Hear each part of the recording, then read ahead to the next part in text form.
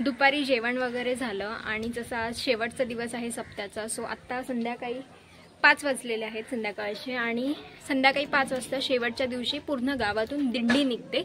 रामाची पालखी जी असते ती जाते आणि सगळे ओटी भरतात आणि एक हरिपाठ जे असतात ते बोलत बोलत एक दिंडी निघते। सो आता तीच सगळी तयारी चालू आहे। पण त्याआधी हे जे वातावरण झालंय त्याआधी बघा, पूर्ण ढगाळ वातावरण झालंय आणि मगाशी पाऊस पडून गेलाय पण आत्ताही परत उभारलाय। आता काय माहिती काय करतोय पाऊस। दिंडी काढायची आहे, सगळे ऑलमोस्ट तयारी झालेले आहेत। बघूया आता काय होतंय। तुम्ही हे क्लायमेट बघा,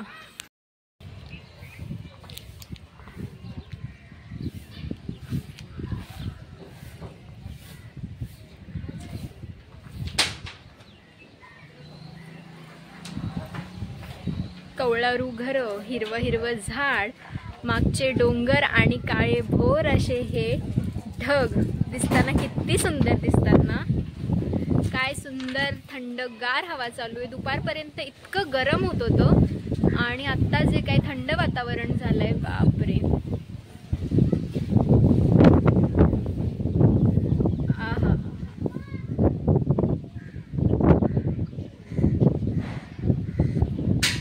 आणि इतका सुंदर मातीचा वास येतोय।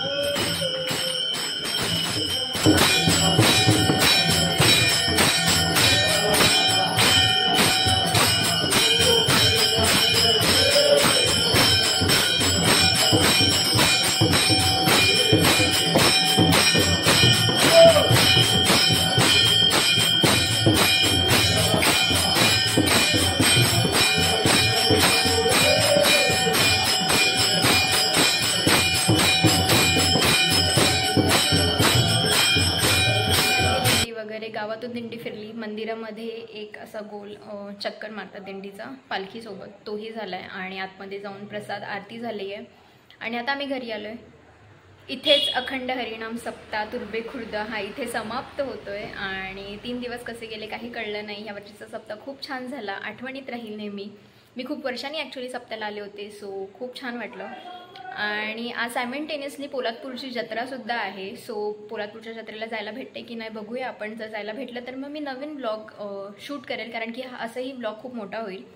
सो मी नवीन ब्लॉग बनवेल आणि उद्या कसा काय प्लॅन होतोय ते बघूया, कारण की इकडे सप्ते कंटिन्यू चालूच आहेत, प्रत्येक गावामध्ये सप्ते आहेत. सो कुठे जर गेले मावशीकडे वगैरे तर तुम्हाला ते मी नवीन ब्लॉगमध्येच दाखवेल.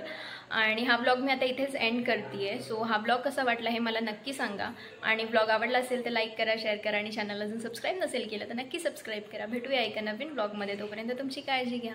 बाय.